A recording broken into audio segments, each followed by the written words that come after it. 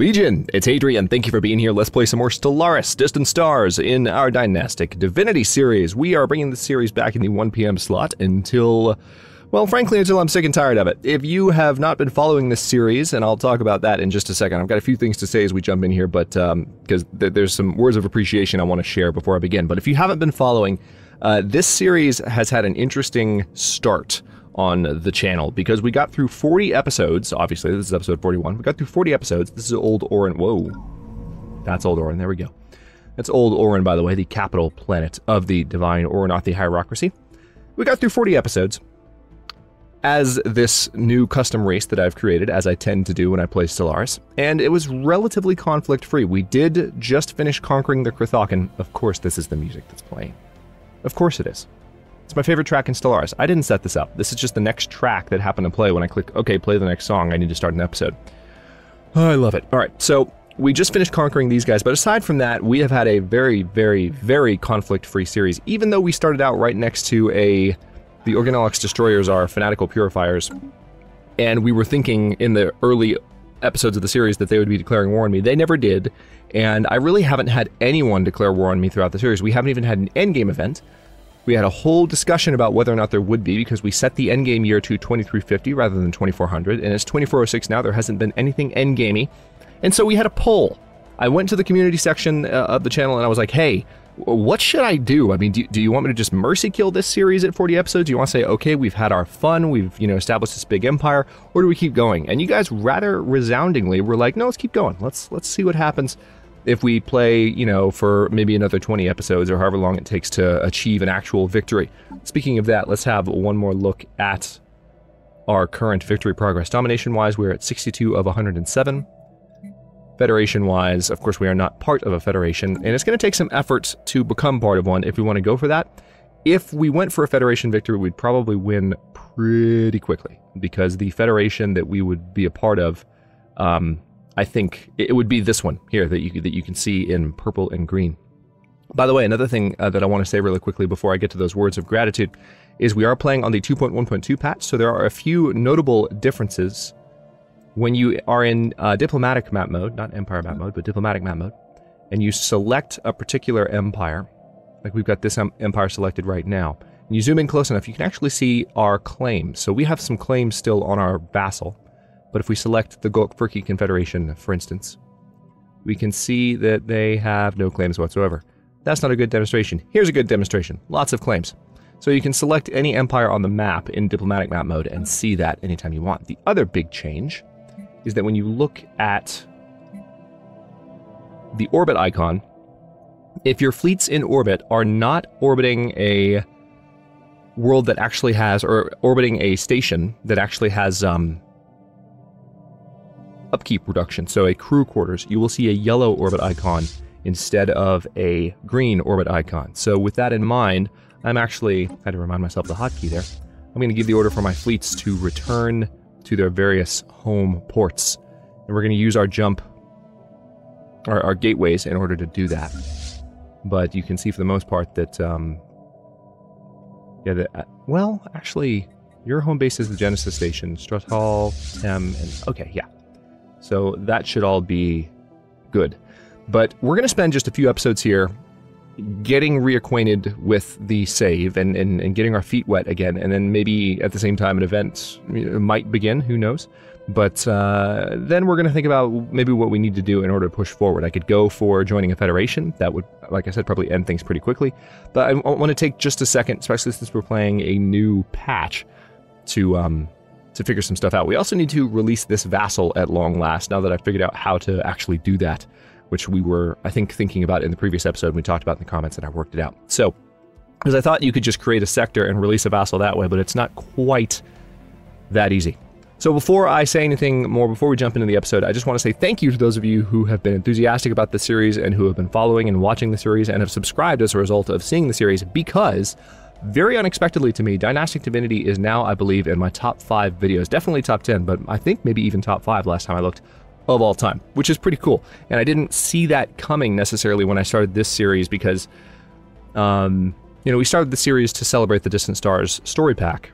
And I mean, that's exciting, and it was adding a lot to the game, but it's not the same as an expansion pack. It's not necessarily the same kind of pull as a series like High Dominion, which was celebrating an entire new expansion and major patch, the 2.0, you know, era of Stellaris. And so I just appreciate you guys for, you know, helping make the series, you know, a hit for the channel, and I'm glad you've enjoyed it so far. So, we also, by the way, noticed that we are still enemies with the enigmatic cache, because I think in the last episode or the one before it, I randomly decided I wanted to see what would happen if I could attack it, and that didn't really do anything for me. So let's go ahead and step up to speed 3 and let the simulation kick back in. Meanwhile, I'm going to come up here. Well, which planet should be the capital? This is the Unaria sector. Really threw me off when I was getting back in. I'm going to pause for just a second. When I was getting back into the game, because I thought, when I was looking at my sectors, I was like, oh yeah, the Unaria sector, that's clearly this sector. Actually, no, it's not. It's this one up here. That's the Unaria sector. And the reason it threw me off is that we've got the Unar patch over here, so it's like, clearly that's going to be the Unaria sector. No, no, no, no. No, the Unaria sector is the one we just conquered. So, let's go ahead and let's go for the Unaria system. Verl Pakhod. I'm going to create a vassal from here. Alright, so we can name it anything we want. Let's...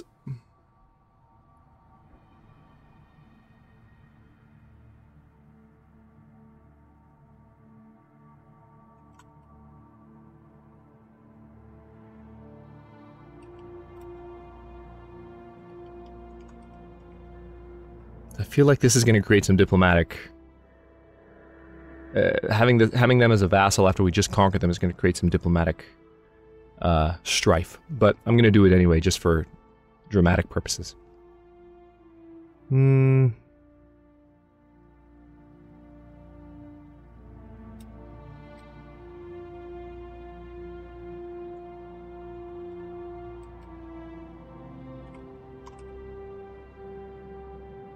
Just trying to think about what a cool name for them would be. I didn't realize we'd get to name them.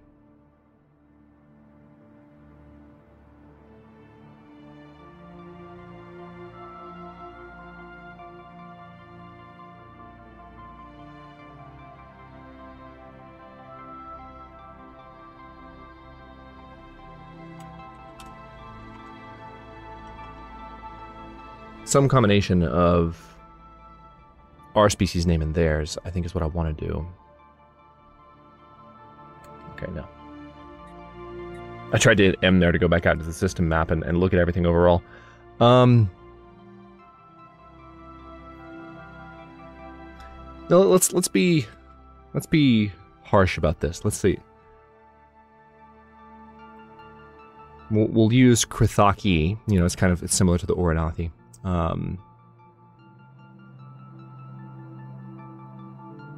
Yeah, let's do this. Krithaki subservience. Alright, now the Krithakan are going to be the leaders, not the Krithakan superiors. So we're gonna not only are we going to name them the subservience, but we're gonna make the lesser of the two species available. The vassal. That's hilarious. Alright.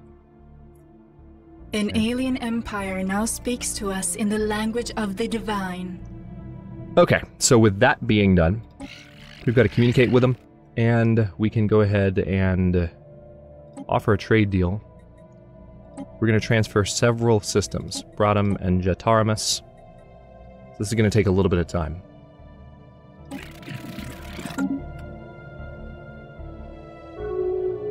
All right.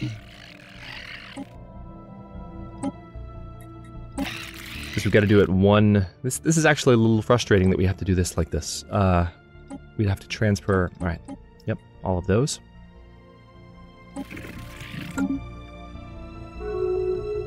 And I probably need to be careful not to give them... Not to give away the farm, so to speak. I want to make sure that I give them Grunthirst and Guartan at this point. Okay, so the next trade deal is going to be okay. This is going to take several iterations here.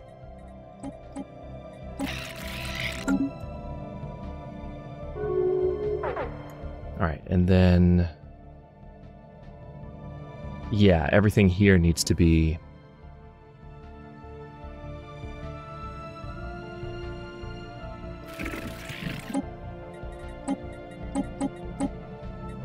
Alright, the Iram, Loisar, and Aldebaran systems. Alright, so Zedran, Badukan, Rixakar's Maw, and Mercy. Okay, yep. Just making sure I don't give away. Alright, where's Gemma? I don't see Gemma.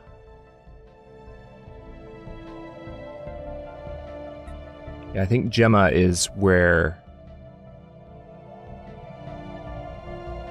No, it's not that. Where is Gemma? And why can't I see it? Oh, it's right there. Oh, yeah, for sure. That's fine. Alright, so confirm.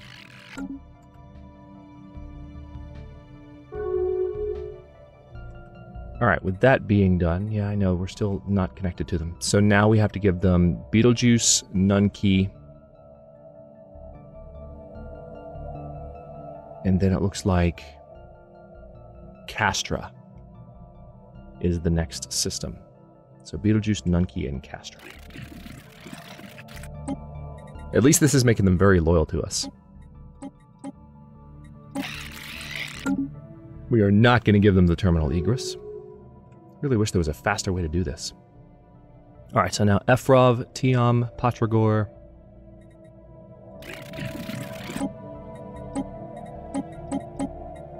Confirm. There's that. And then what do we have? We have Lysiria and Bardagon. That's it. Getting a little faster at this now. Confirm. Sostrum. That's actually going to be the only one, annoyingly.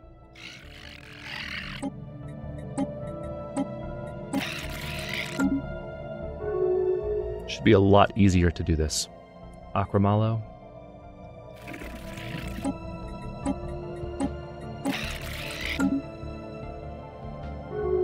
Suyo and Sejanus.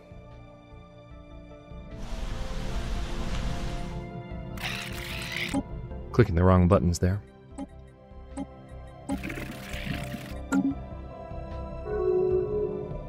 Sidir, or Cider, however you want to pronounce it. It's the cider system. Who's thirsty? Alright, Boibos, Nashira.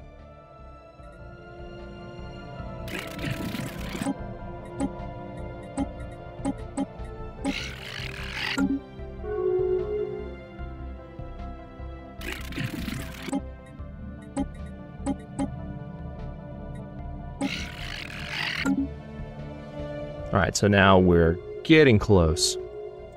The Bonos and then the Elamir and Tybor systems will be next.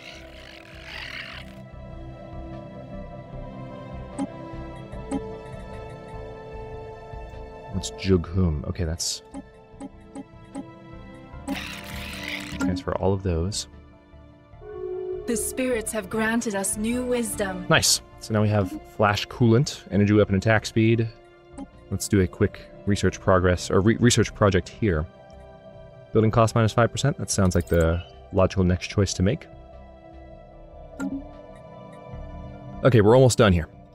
Took longer than I thought it would because this is so cumbersome. I'm really shocked this is so difficult, but Styrope, Fionis, and Suhiri. Yep. Confirm. Just as long as I don't accidentally give away the terminal egress. Fighting amongst themselves. Don't care. Don't care. We might care later, but right now I don't care. I'm just trying to give this vassal their territory, which they didn't earn, but I'm giving it to them anyway. Because I'm feeling nice. Kastaba and Impen. Where's Kastaba? There it is. Okay, just making sure. Making sure that I can see all the systems I'm giving away. So really, I shouldn't have... It shouldn't be, at this point, as long as I avoid giving away the terminal egress, I'm just going to give away every other system that becomes available to me.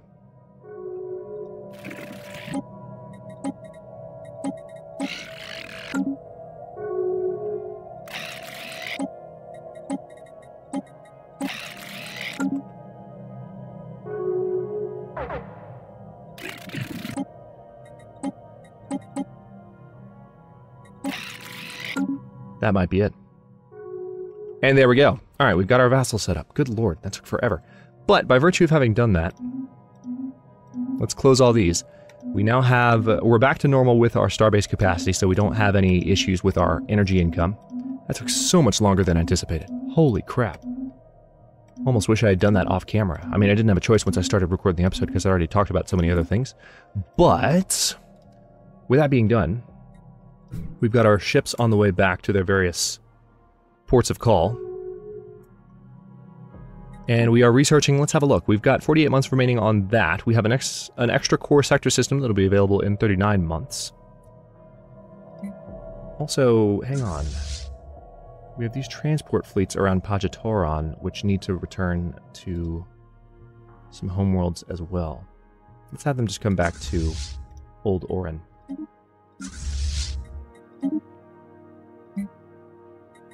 We have a couple of factions, but there are, in this particular playthrough, we have really, really good core governance attraction. So we haven't had an issue, you know, with any large faction being rebellious. As you can see, I mean, our largest factions, overwhelmingly largest factions, are very loyal to us. Carthaginians display psionic potential. Yes, we can sense their psychic emanations. Interesting. So that started. Also, let's check the communication tab real quick. I don't think we can reach into the shroud. Oh, we can. Nothing for us here. Never mind, we can't. So we have to wait a while longer before we can reach back in. The Declare Saint edict has expired, and that's fine. I can just bring that right on back. Also, capacity overload and production targets. But I'm at my limit right now for resources, so probably not something I need to worry about.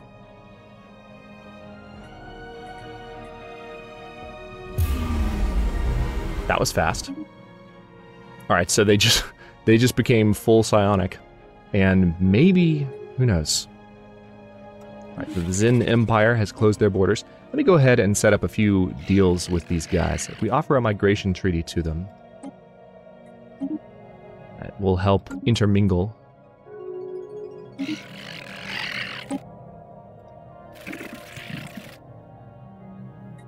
And also, do I have a migration treaty set up with... We have these guys down here, the block of Rayama 3. We could go ahead and integrate them as a subject, but that defeats the purpose of having vassals. When I started this series, I wanted to make it a religious series, and I wanted to make it a feudal series, and I want to make sure we do both. Task Force Gadlar fleet has been fully repaired. Good. So as you can see, we have some green orbit icons showing up now. Task Force Marasma. Oh, hello. So you, in Stratal, do not have...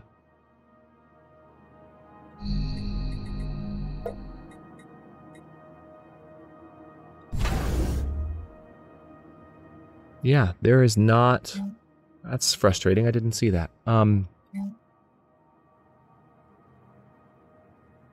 Titan Assembly Yard, that's why. I could replace that with a crew quarters. I think I have a Titan Assembly Yard at a few different places. Also, do I need to replenish any of these fleets? Nope, I'm good. All good. Alright, well, Task Force Marasma, I'm not going to worry about. We've got a few fleets, it looks like, that aren't around stations that can provide replenishment, but...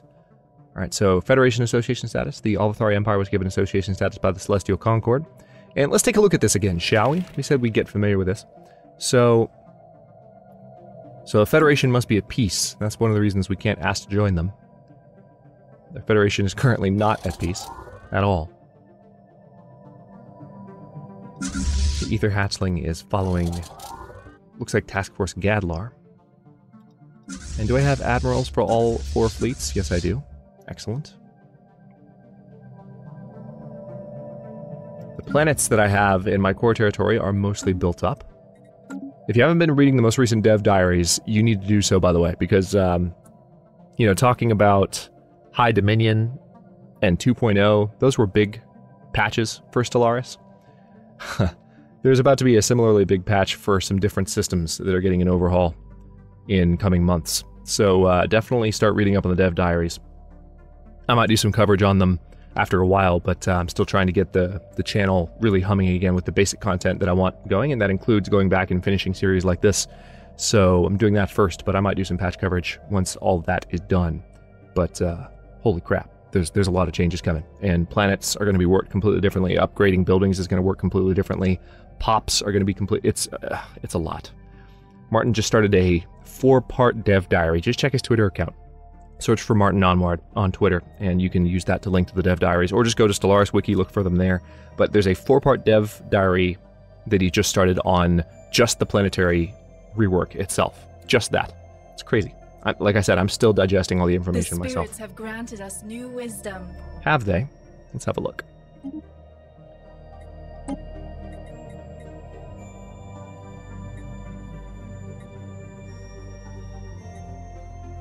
Pardon me while I enjoy a sip of my morning caffeine there. Let's see. Yeah, you guys are watching this at 1 p.m. or later, because that's when it's coming out today, and you're like, wait, morning? What are you talking about, Hadrian? I know. I don't need minerals +5, but armor hit points +5% could be good. We still haven't researched robots, and we're not going to, because we're a religious empire. Although we might be able to kickstart an endgame event if we made that happen.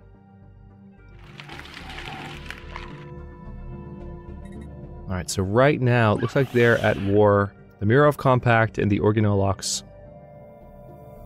Wait, the war in heaven? Is there a war in heaven happening right now? Is there? Is that still a thing?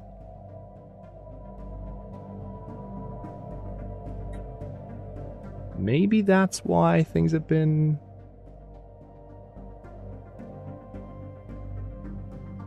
interesting.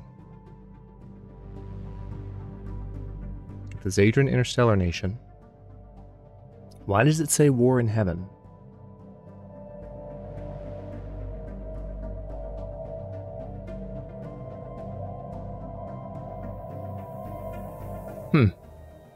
Not sure. Maybe we need to just defeat the rest of the Organolox to spur some kind of new event happening, but it seems like they might have that under control themselves. Nice. The nation of Visulug completes a Colossus project. So we're going to have to defend against Colossi if these guys decide to declare war on us. We can communicate with the Shroud. Let's reach in. We cannot be certain this is really happening. Are we truly in the Shroud, or is one of us suspecting an acute psychotic breakdown? Let's go for increased unity. Very nice. Monthly unity plus a bunch of %. That actually reminds me. Are there any other of these that I can run? No, I'm running most of them. We have so much extra unity, it's ridiculous. That's one of the reasons I was back and forth on this series when we hit episode 40. It's just like, what do we do with this? It's going so well.